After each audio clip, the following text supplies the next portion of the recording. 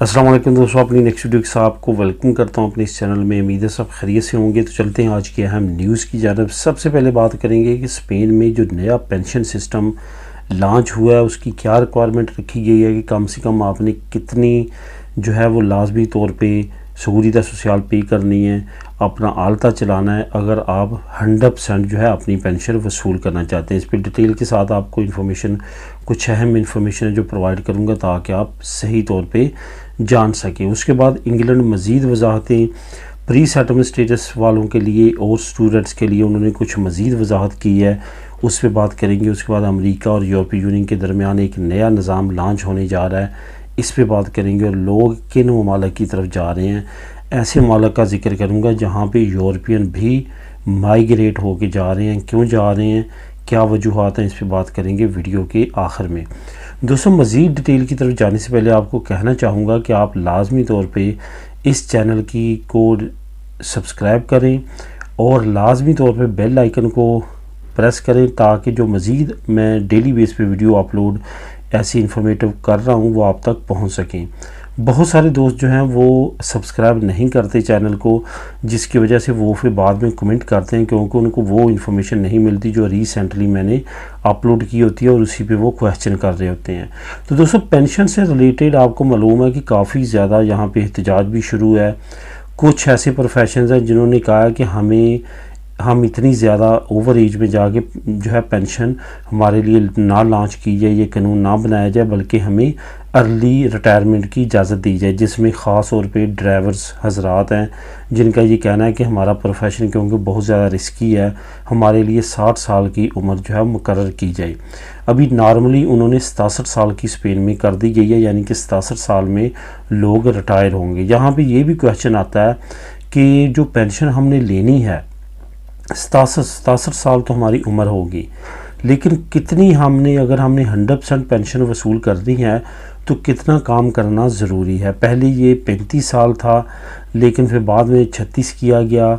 अब जो नई अपडेट है उसके मुताबिक 37 साल 9 महीने जो है आपने लाजमी तौर पे काम करना है अगर आप 100% पेंशन वसूल करना चाहते हैं। अब यहाँ पे 100% से क्या मुराद है? 100% से ये मुराद है कि अगर खुदा न खास्ता आप बिल्कुल तंदुरुस्त हैं, कोई भी बीमारी नहीं आपको लगती और आप बिल्कुल ठीक हैं और आपकी उम्र 67 साल हो जाती है और आप चाहते हैं कि आपने जितना काम किया उसकी 100% आपको पेंशन मिले, तो फिर आप तभी ले सकेंगे अगर आपकी 37 साल 9 महीने आपने लाजमी तौर पे आपका आलता चला हो। वो आलता ऑटोनोमो पे भी चल सकता है, वो आलता एज आ वर्कर भी चल सकता है, वो आप बड़े बिजनेसमैन जैसे एसएल इम्प्रेस है उस पर एडमिनिस्ट्रेटर है वो भी चला सकते हैं। मतलब ये कि आपकी सहूलियत सोशल जो है वो कम से कम 37 साल 9 महीने अगर गई है तो फिर आप हकदार होंगे 100% पेंशन वसूल करने का। यहाँ पे मुझे मालूम है कि काफ़ी दोस्तों के क्वेश्चन मेडिकल से रिलेटेड भी आएंगे। अब मेडिकल से रिलेटेड यही है कि अगर आप फॉर एग्ज़ाम्पल 10 साल आपका कॉन्ट्रैक्ट चला है और खुदा न खास्ता आपको कोई ऐसी बीमारी लग गई है कि अब आप मज़ीद काम नहीं कर सकते, तो उस लिहाज से वो आपका तमाम मेडिकल का डाल के उस लिहाज से आपको 30%, 40%, 60%, 70% वो आप पे डिपेंड करता है आपकी मेडिकल क्या कंडीशन है, उसके मुताबिक आपकी वो पेंशन मुकर्रर करेंगे।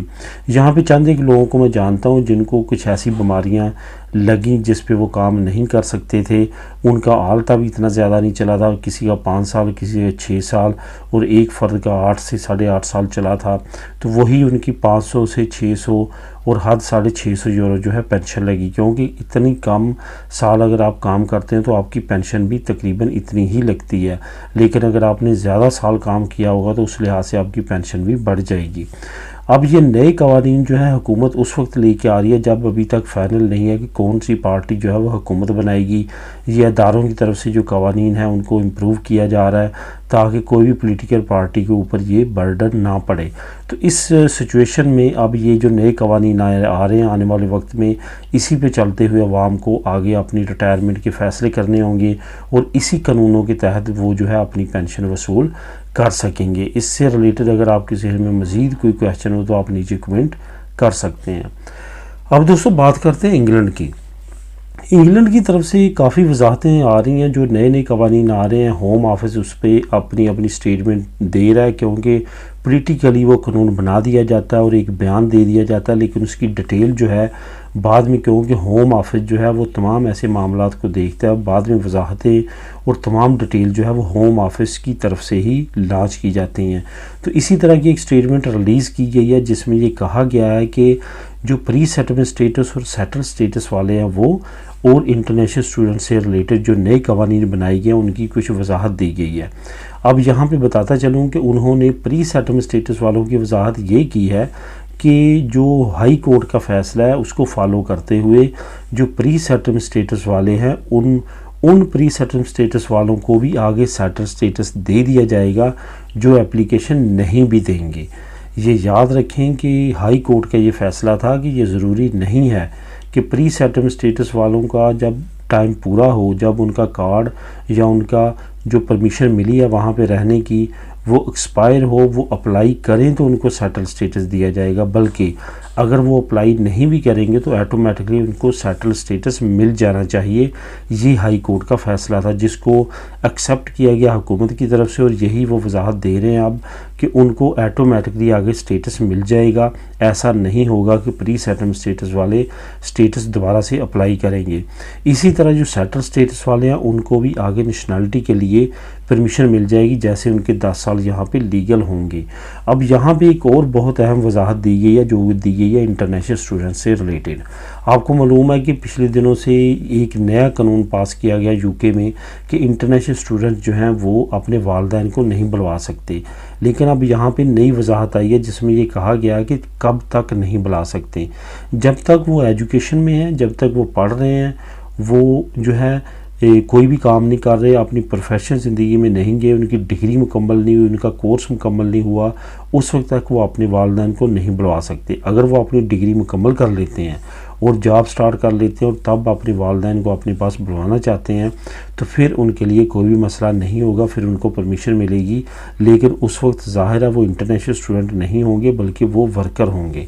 तो इस सिचुएशन में वो अपने वालिदैन को अप्लाई करके अपने पास बुलवा सकेंगे, इसमें कोई भी प्रॉब्लम वाली बात नहीं होगी। तो दोस्तों ये नए कवानीन है जिस पे नई वजाहतें आएंगे, इसका लिंक मैं नीचे आपको डिस्क्रिप्शन में दे दूँगा, आप इसको क्लिक करके ख़ुद भी रीड कर सकेंगे। अब बात करते हैं अमेरिका और यूरोपीय यूनियन के दरमियान जो कानून का एक नया निज़ाम जो है वो बनने जा रहा है, उस पर बात करते हैं। आपको मालूम है कि अमेरिका अगर कोई भी यूरोपीय यूनियन का बाशिंदा जाना चाहता है तो उसको लाजमी तौर पे एक ETA तर्ज की जो है वो परमिशन लेना पड़ती है और उस पर कुछ फ़ीस पे करना पड़ती है अगर वो USA का विज़िट करना चाहता है। इसी तरह से अब यूरोपीय यूनियन भी अपना निज़ाम बनाने जा रही है और उसके लिए उन्होंने अमेरिका को भी इसमें सेलेक्ट कर लिया है, यानी कि अमेरिका भी अब इसमें इंटर होगा। अगर कोई अमेरिकन यूरोपीय यूनियन में आना चाहता है तो उसको भी अब ये ETA यूरोपीय यूनियन वाला लेना पड़ेगा। इसकी इब्तदाई मरहले में 7 यूरो फ़ीस रखी गई है और 7 यूरो जो पे करेंगे और अपनी तमाम डिटेल देंगे उनको ETA इशू किया जाएगा और तभी वो यूरोपीय यूनियन का सफ़र कर सकेंगे। ये अमेरिका के लिए भी लॉन्च कर दिया गया है, जैसा कि पहले अभी अरब ममालिक के लिए और कुछ दूसरे ममालिक के लिए ये लॉन्च किया जा रहा है। इसी तरह अब अमेरिका को भी इसमें लिस्ट में शामिल कर दिया गया और अब आने वाले वक्त में अमेरिकन भी अगर यूरोपीय यूनियन में विज़िट के लिए आना चाहेंगे तो उनको लाजमी तौर पर यूरोपियन ETA पास करवाना पड़ेगा। अब दोस्तों आखिर में बात करते हैं कि कौन से ऐसे ममालिक हैं जहाँ पे इवन यूरोपीय यूनियन से लोग बहुत बड़ी तादाद में जा रहे हैं और वहाँ पे प्रॉपर्टीज़ ख़रीद रहे हैं और वहाँ पे रहना पसंद कर रहे हैं। इसकी 2 वजूहत हैं। एक तो वहाँ पे जो अमन व अमान की कंडीशन है वो बहुत अच्छी है, वहाँ पे बहुत ज़्यादा कम क्राइम रेशो है। उसके बाद वहाँ पे टैक्स फ्री है, यानी कि आपको टैक्स नहीं देना पड़ता। टैक्स की मद में आप बहुत अच्छी खासी रकम जो है वो बचत कर सकते हैं, सेव कर सकते हैं। इन ममालिक में आपको बता देता हूँ जिसमें बरमूदा है, मोनाको है, कैरमेन, आइसलैंड है, UAE है। UAE में दुबई जो है वो बहुत ज़्यादा हॉट स्पॉट बनी हुई है, वहाँ पे बहुत बड़ी तादाद में लोग यूरोप से शिफ्ट हो रहे हैं। उसके बाद कतर है और ओमान है। ये वो ममालिक हैं जहाँ पे बहुत बड़ी तादाद में यूरोप से, शेंजन स्टेट से, अमेरिका से, कनाडा से लोग जो है मूव हो रहे हैं।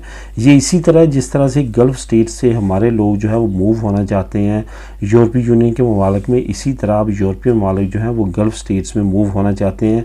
उसकी वजूहत ये हैं कि गल्फ़ ममालिक ने यूरोपीय ममालिक के लिए और तरक्की याफ्ता ममालिक के लिए क्राइटेरिया कुछ और रखा है।